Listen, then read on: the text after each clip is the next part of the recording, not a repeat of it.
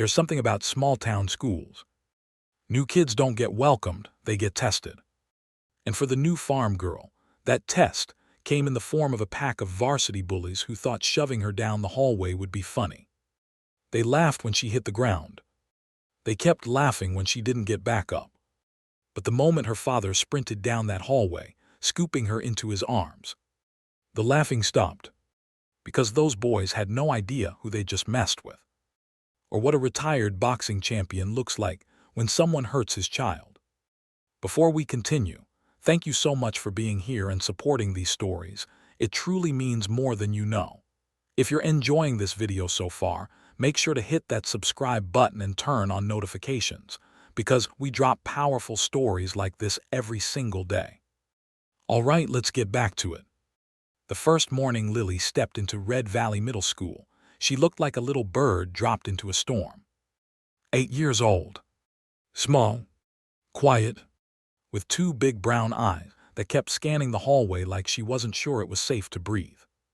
She clutched the straps of her old backpack, sun-faded, stitched twice by her grandmother, patched once by her dad. And her boots, well, those weren't new either. Scuffed, mud-stained, farm boots. The kind you wear when your family wakes up at 4 a.m. to feed the animals. Red Valley School didn't mind farm kids. But Red Valley students, some of them did. Especially kids like Blake Turner. 8th grade. Star baseball pitcher. Principal's nephew. And the unofficial king of the hallways, according to him. He saw Lily that morning and smirked the second she passed by. Who let the barn into the school? He snickered loudly. Some kids laughed, others didn't, but Lily didn't react at all. She just kept walking like she didn't hear it. She wasn't deaf. She was just used to swallowing things quietly. Her dad, Jason, always told her, "Baby, you don't pick fights, you outgrow them." He meant well. He didn't know yet what was coming. Lily and her dad had moved to Red Valley a month earlier. Their farmhouse was small, the roof needed fixing, and the winter storms had torn down half their fence. But Jason didn't complain. He was a single father, and he'd do whatever it took to give Lily a peaceful life. In the mornings before school, she helped him feed the chickens. She liked gathering the warm eggs in her small hands, placing them gently in the wooden bucket. "Careful now," Jason would smile. "Treat everything like it matters." She did. People too. Every person she met, she treated kindly. Even the ones who didn't deserve it. On Wednesday, the day before, the day everything snapped, Lily was sitting alone in the cafeteria, nibbling the crust of her sandwich. 3 boys sat 2 tables over. Blake Turner and his 2 shadows, Cole and Ryder. They watched her, whispered, grinned. "Look at her eating like a squirrel," Ryder snorted. "Bet she brought hay for lunch," Cole added. Blake leaned back in his chair and raised his voice. "Hey, farm girl, you should eat outside with the animals." His friends burst into laughter. Lily's little shoulders tightened, but she didn't turn around. She took another tiny bite of her sandwich. Her hands shook a little, but she kept trying to be invisible. But Blake wasn't done. He grabbed an empty milk carton, crumpled it, and tossed it right at her tray. It hit her hand. The sandwich tumbled off. A few kids gasped. A lunch lady noticed, but hesitated. Blake's mother was on the PTA. His uncle was the principal. Blake could get away with anything. "Oops," Blake said, voice dripping with fake sympathy. "Didn't mean to scare ya. Didn't think poor kids jump so fast." Cole and Ryder howled. Lily stared at the ruined sandwich. Her eyes glistened, but she forced the tears back. She wiped her hand, picked up the carton, tossed it in the trash, and whispered, "It's okay." She didn't know that made Blake angrier. Bullies hate it when they don't get a reaction. That afternoon, Lily got into her dad's truck and stared at her hands, silent. Jason noticed immediately. "Baby, someone bother you?" he asked gently. She shook her head. "Just tired." Jason studied her face, the forced smile, the tight jaw, the redness around her eyes. Something inside him tightened, but he didn't push. He placed a hand on her shoulder. "You know you can tell me anything, right?" She nodded. He wasn't fully convinced. But he hoped he was wrong. Thursday morning started normal. Jason walked Lily to the school doors like he always did. She waved at him before going in. A tiny little wave with her sleeve pulled over her hand like she always did when she was nervous. Jason smiled back. He had no idea it would be the last normal moment of the day. School had ended. Kids filled the parking lot, buses honked, parents called out their children's names. But inside, deep in the back hallway near the gym, Lily was alone. She had gone back in to get the scarf she forgot in her locker, the one her mom made before she passed away. She never left it behind. As she walked down the hall, hugging the scarf to her chest, she heard footsteps behind her. Slow, heavy, purposefully intimidating. She turned. Blake, Cole, Ryder, 3 boys towering over a single small 8-year-old girl. Her stomach dropped. "Why were you running earlier?" Blake asked, stepping closer. "You got something to hide, farm girl." I just forgot my scarf," Lily whispered, gripping it tighter. Ryder snatched it from her hands. "Hey," she cried softly.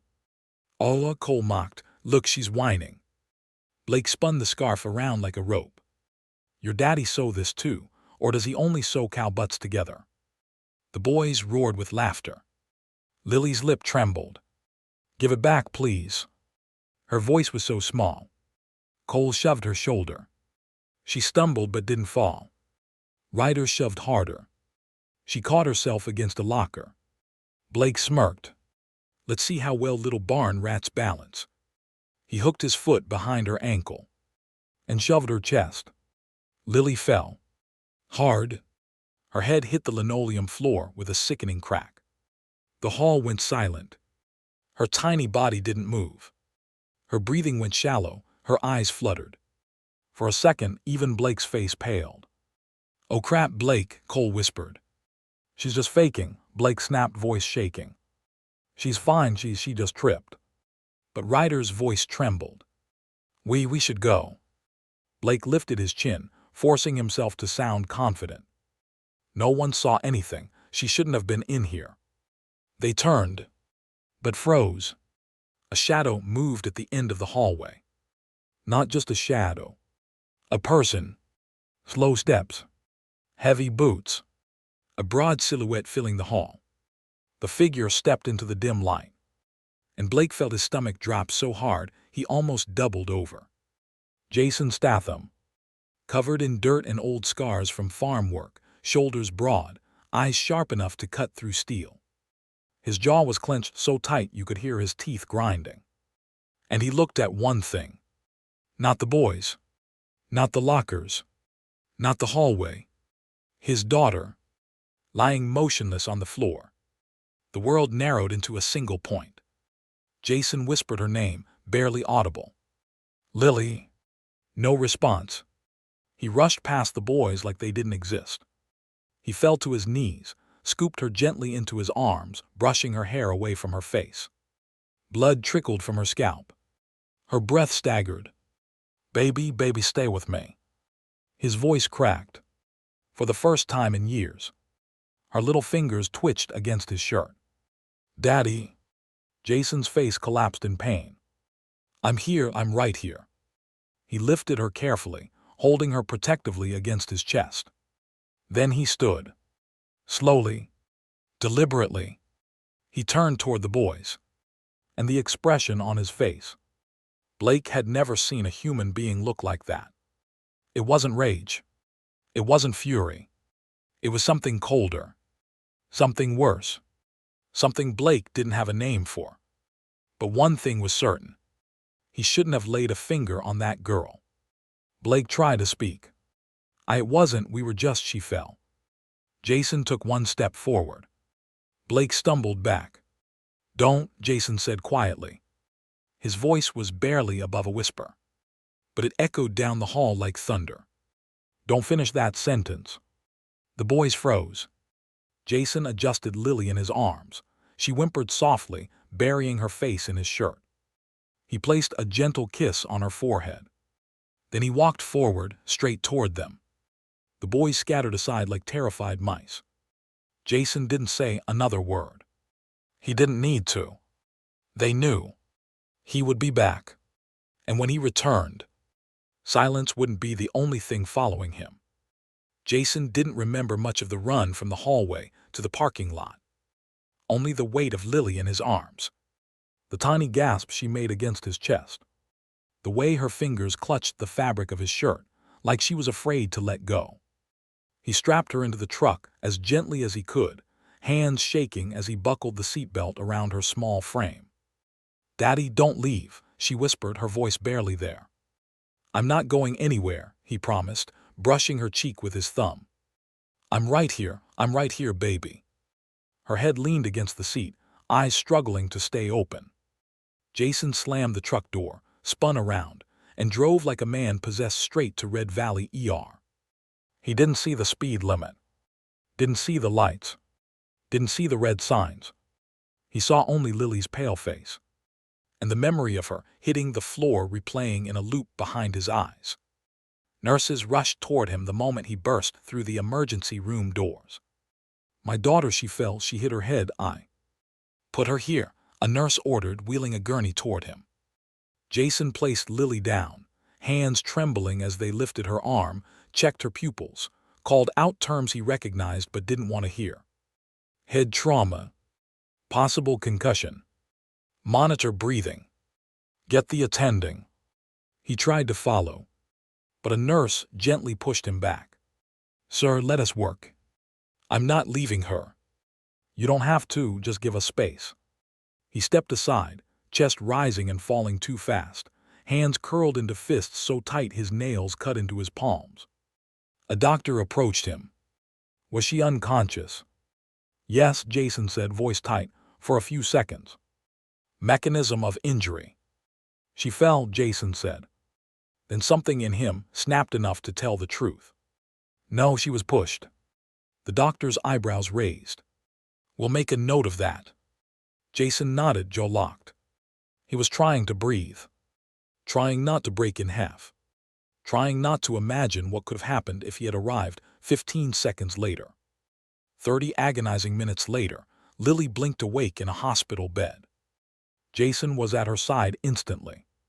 "Hey, sunshine," he whispered, forcing a soft smile. "You scared me a little." She blinked slowly, then whispered, "Did I fall?" Jason swallowed. He brushed a strand of hair behind her ear. "No, baby, you didn't fall." She hesitated. Then, "Are you mad?" He leaned forward and kissed her forehead gently. "No, I'm proud you stayed brave." She nodded weakly. Then her face tightened. "Are you mad at them?" Jason's eyes softened. "No," he said quietly. Then, after a beat, "I'm furious." She smiled faintly, eyes closing again. "Can we go home soon?" "As soon as the doctor says it's safe." She drifted off again. And Jason stood up slow. Like something heavy had locked into place inside him. It wasn't rage. It wasn't revenge. It was purpose. Focus. A clarity he hadn't felt in years. While Lily rested, Jason stepped into the hallway, his shadow long, his face unreadable. A young nurse who'd examined Lily earlier approached him. "Is she your only child?" she asked gently. "Yes." "You two are close." "We're all we've got." The nurse hesitated, then said, "I saw your name on the chart. Are you the Jason Knight from?" Jason shook his head. "Not anymore." "But you are him, aren't you?" Jason didn't answer. He didn't have to. There was only one Jason Knight, who disappeared from the world a few years ago. Former welterweight boxing champion. Undefeated. Retired early after a career-ending injury and after his wife died. He walked away from everything. He'd wanted peace for Lily. Not this. Never this. Jason stepped outside and dialed the number for Red Valley School. The secretary answered cheerfully. "Red Valley Middle School, how may I?" "This is Jason Knight, Lily Knight's father." "Oh, yes, sir, what can I?" "I need to speak with Principal Turner, now." Her voice wavered. He's in a meeting." Interrupted. "I'll check if he's available." "I'm on my way," Jason said, hanging up. He wasn't asking for permission. The time for that was long gone. He kissed Lily on the forehead, told a nurse he'd be back before she woke, and walked straight to his truck. And Red Valley School. It was about to experience what happened when a sleeping lion wakes up. Principal Turner didn't expect a knock. He definitely didn't expect the door to open before he said, "Come in." And he really didn't expect Jason Mennite to walk in, shoulders broad, expression cold as winter iron. "Mr. Mennite, please have a seat," Turner said, stumbling over the words. "I've just been informed Lily is in the hospital. What happened?" Jason didn't sit. He placed both palms on the principal's desk and leaned forward. "What happened," Jason said, voice low, "is that 3 boys cornered my 8-year-old daughter." Turner blinked, surprised. 8, I thought she was a child," Jason cut in. "Small, quiet, vulnerable." Turner swallowed hard. Who were the boys?" "Blake Turner, Cole Harris, Ryder Kemp." Turner's face drained. "Blake Turner? His nephew?" "I'm sure this is a misunderstanding," Turner said weakly. "Blake is." Jason's fist slammed onto the desk, making the principal jump. "This wasn't a misunderstanding," Jason growled. "And we both know it." Turner flinched. Jason leaned in closer. "My daughter is covered in bruises. Her head hit the floor so hard she lost consciousness. And you want to call that a misunderstanding?" Turner opened his mouth. But nothing came out. Jason straightened. "Here's what's going to happen," he said. "You will pull security footage from every hallway, now." "Mr. Mennite." "Now." Turner stood defeated. He made a call to the security office. Within minutes, a shaky guard brought a laptop to the room. Turner opened the file. Pressed play. Jason watched the hallway footage in silence. Cole shoving her. Ryder laughing. Blake knocking her down. The moment Lily's head struck the floor. The moment Blake panicked. The moment Jason appeared at the end of the hallway like something ancient and unstoppable. When the footage ended, the room was dead silent. Turner swallowed. This is very serious. I'll suspend all 3 boys immediately while we conduct disciplinary." "You'll expel them." Turner froze. "Expulsion is extreme." Jason stepped forward until he was inches from the principal's face. "They put my daughter in the hospital," he said. "If she'd hit her head 1 inch differently, she could have died." Silence. Turner looked down at the desk. "Blake's father is on the school board. This could." He hesitated. Jason spoke softly. "Dangerously. Are you scared of losing your job?" Turner flinched. Jason continued. "I lost my wife. Lily lost her mother. And if that girl had died today, I'd have nothing left." Turner looked up, into eyes that held storms he wanted no part of. Jason finished. "If you are half the educator you say you are, you'll protect the vulnerable, not the privileged." Turner's shoulders dropped. He nodded. "All right. All 3 boys will be expelled." Jason didn't thank him. He simply stepped back, exhaled once long and slow. "Then, I'll be removing Lily from this school, effective immediately." Turner nodded again, almost relieved. "I understand." Jason opened the door. But before leaving, he paused. Turned. "And Principal Turner," he said. "Yes."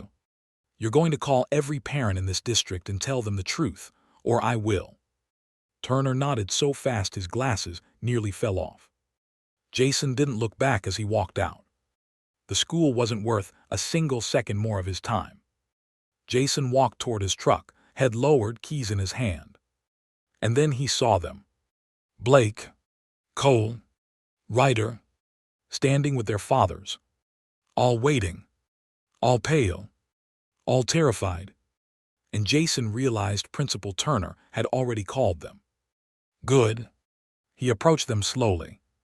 The fathers stepped forward instinctively, as if to form a barrier. "Mr. Mennite," Blake's father stammered, we're so sorry." Jason held up one hand. The father stopped talking instantly. Jason looked directly at the boys. You hurt my daughter. They all looked down. Good. You think hurting someone smaller than you makes you big. No answer. Look at me. They hesitated. Jason's voice hardened. Look at me. They lifted their eyes. Fear, shame, confusion.